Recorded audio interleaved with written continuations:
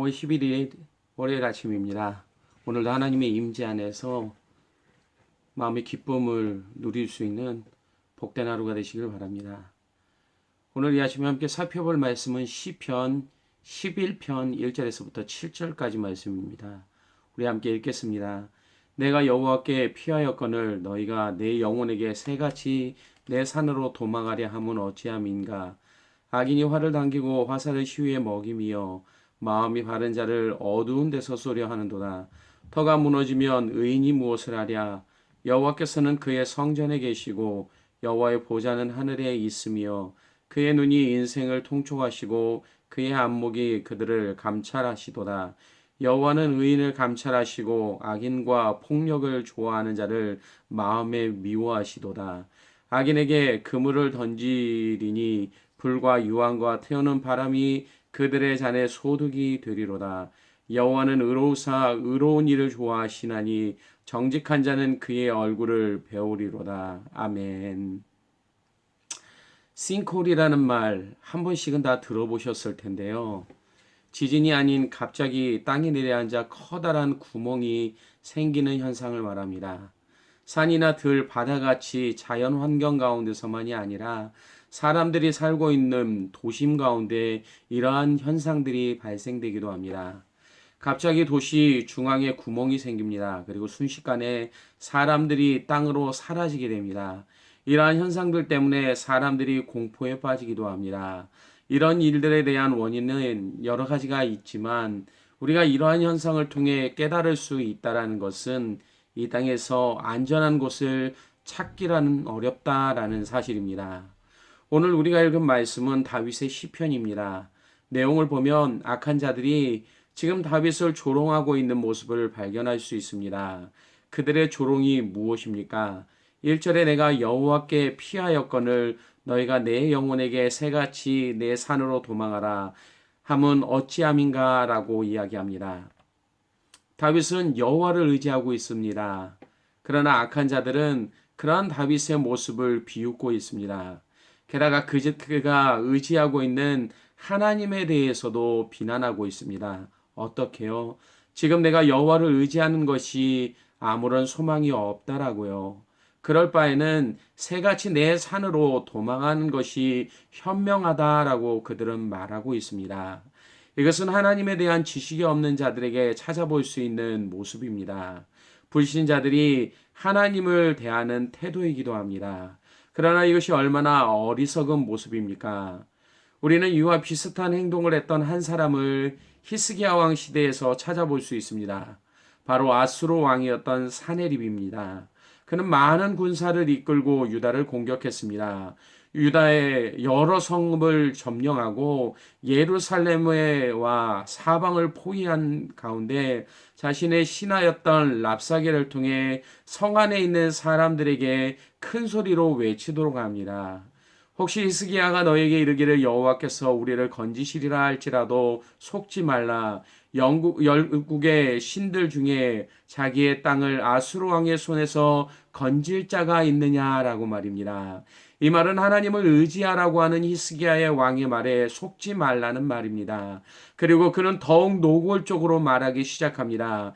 이 열방의 신들 중에 어떤 신이 자기의 나라를 내 손에서 건져내기에 여호와가 능히 예루살렘을 내 손에서 건져내겠느냐 하셨느니라 아니라 라고 말입니다. 사네립은 너희가 의지하는 하나님조차도 나에게서 너희를 건져낼 수 없다라고 말했습니다.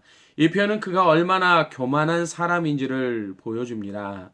그렇다면 과연 그는 어떠한 치유를 맞이했습니까? 전쟁에서 많은 군사를 잃고 자신의 나라로 돌아갑니다. 그리고 본국으로 돌아가 신에게 경배하려 신전에 들어갔을 때 그는 자신의 아들들에 의해 죽임을 당하게 됩니다. 이것이 하나님을 대적했던 그가 당했던 최후였습니다. 본문 3절에서 악인들은 지금 다윗을 향해 말합니다. 터가 무너지면 의인이 무엇을 하랴? 터란 사람들이 건물을 세우기 위한 자리를 뜻합니다. 또한 터를 이루는 집안이 무엇으로 구성이 되었느냐에 따라 그 터의 강도가 달라지기도 합니다. 쉬운 예로 마태복음 7장에서 말해주는 것처럼 반석 위에 지은 집과 모래 위에 집은 집이 이 사실을 보여줍니다. 그 터를 구성하고 있는 요소가 무엇인지에 따라 주변의 환경과 상관없이 얼마나 튼튼한 집을 세울 수 있는지에 대해서 말하고 있습니다.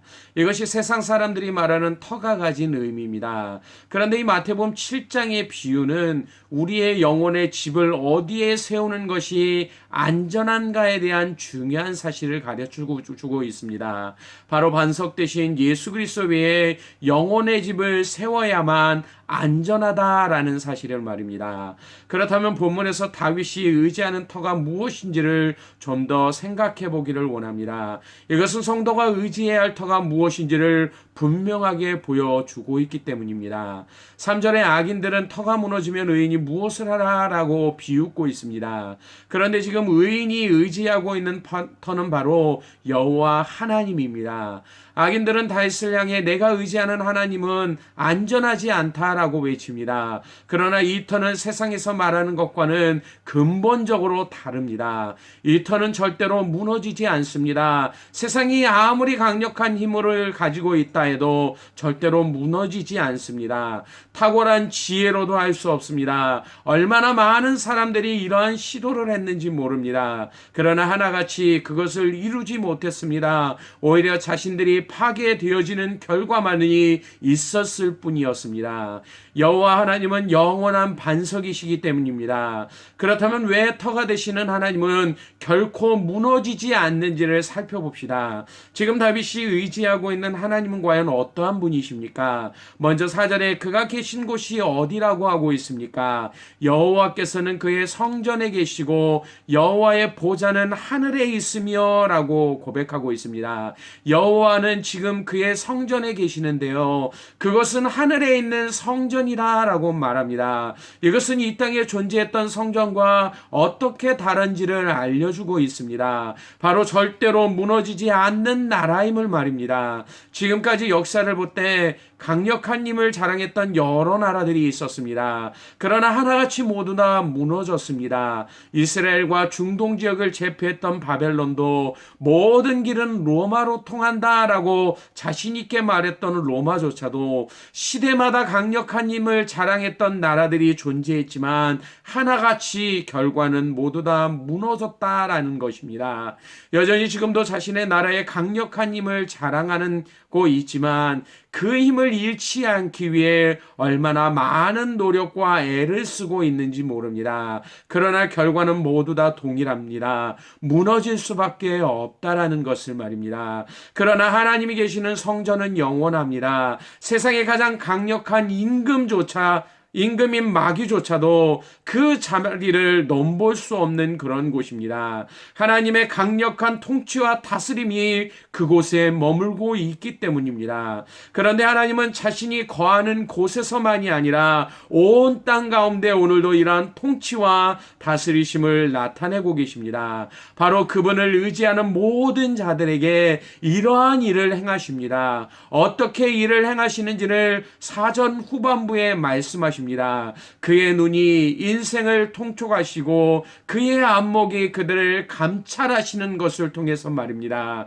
이것은 하나님의 눈에 보이지 않는 사람이 단 한 사람도 없음을 뜻합니다. 우리는 작은 수의 사람이 모여도 그 사람들을 일일이 살피지 못합니다. 그래서 소홀해질 수도 있습니다. 그러나 하나님은 그렇지 않습니다. 하나님은 모든 사람을 보시는 것만이 아니라 그들의 모든 것을 알고 계시는 분이시기 때문입니다. 인간의 마음이 어려서부터 악함을 아십니다. 그래서 모든 사람들이 치우쳐 더러운 자가 되고 선을 행하는 자가 없음을 아십니다. 그런데도 그 가운데 하나님을 의지하는 자들을 구별해 내십니다. 하나님께 도움을 구하는 자들을 인도하시며 지키고 계십니다. 결국 7절에서 여호와는 의로우사 의로운 일을 좋아하시나니 정직한 자는 그의 얼굴을 배우리라 라고 말씀하고 있는 것입니다. 그렇다면 악인의 결과는 어떤 것입니까? 우선 하나님은 5절에 여호와는 의인을 감찰하시고 악인과 폭력을 좋아하는 자를 마음에 미워하신다라고 이야기하십니다. 악인과 폭력을 좋아하는 자를 미워하시는데 그것도 마음으로 미워하신다라고 표현하고 있는 것입니다. 마음은 모든 것을 결정하는 곳입니다. 그렇다면 결국 마음으로 그들을 미워하시기에 악인에게는 어떠한 긍휼도 하나님을 통해 얻을 수 없음을 나타내고 있는 것입니다. 심지어 6절에 악인에게 그물을 던지시리니 불과 유황과 태우는 바람이 그들의 잔에 소득이 되리로다라고 말씀하십니다. 인간이 만든 그물은 짜여진 모양에 따라 빠져나갈 수 있는 물고기가 생기게 됩니다. 그러나 아기를 향해 던지는 하나님 손안에 있는 이 그물은 그 어떠한 것도 빠져나갈 수 없습니다. 결국 모든 악한 자들은 잡혀서 심판을 멸치 못하게 된다라는 사실입니다. 게다가 그들에게 주어지는 것은 불과 유황과 태우는 바람입니다. 이것은 지옥의 모습을 연상시켜주는 표현인데요. 소돔과 고모라에 내려졌던 심판과도 같은 것입니다. 결국 악인을 향한 하나님의 심판이 자비가 없는 얼마나 강력한 것인지를 보여주고 있는 것입니다. 여러분은 오늘도 이러한 하나님을 기대하고 있으십니까? 다윗이 의지하는 것처럼 영원히 무너지지 않는 반석 대신 예수 그리스도를 온전히 붙들고 있으십니까? 하나님을 멀리하는 자들은 반드시 멸망합니다. 그러나 하나님을 의지하고 바라보는 자에게 긍휼을 베푸십니다. 심지어 그분의 얼굴을 뵐 수 있도록 하십니다. 그분 앞에는 충만한 기쁨이 있습니다. 또한 영원한 즐거움이 그분 안에 있습니다. 하나님이 이러한 분이시라면 성도는 위기에서도 흔들림 없이 하나님 한 분만으로 평안을 누려야만 합니다. 믿음은 지키는 것만이 아니라 더욱 빛을 발할 수 있는 그러한 삶의 모습이 우리 가운데 나타나야 됨을 말하여 주고 있는 것입니다. 이것이 성도인 저와 여러분에게 오늘 하나님께서 요구하시는 삶의 모습입니다. 이러한 삶 가운데 거할 수 있기를 원합니다. 그분으로 인한 넘치는 기쁨과 찬양이 흘러 넘칠 수 있는 복된 하루가 되실 수 있기를 주님의 이름으로 간절히 축원합니다. 기도하겠습니다.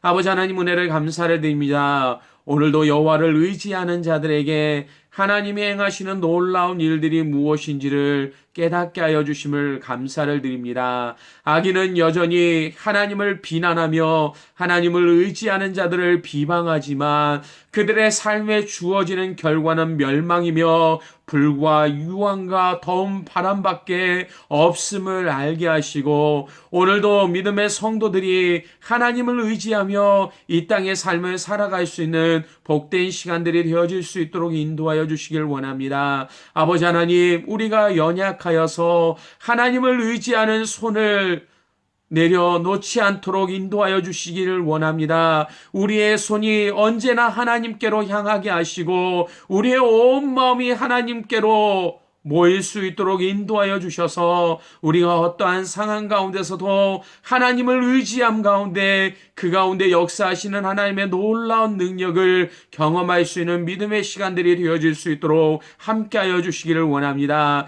매 순간마다 이러한 삶을 경험하게 하여 주옵소서. 어렵고 힘든 상황이지만 날마다 순간마다 내 삶에 역사하시는 하나님의 풍성하신 은혜로 말미암아 오늘 하루도 기쁨으로 충만하여지는 그리고 그 가운데 찬양의 고백이 넘쳐날 수 있는 은혜의 시간들로 인도하여 주시기를 원하오며 예수님 이름으로 기도드리옵나이다. 아멘.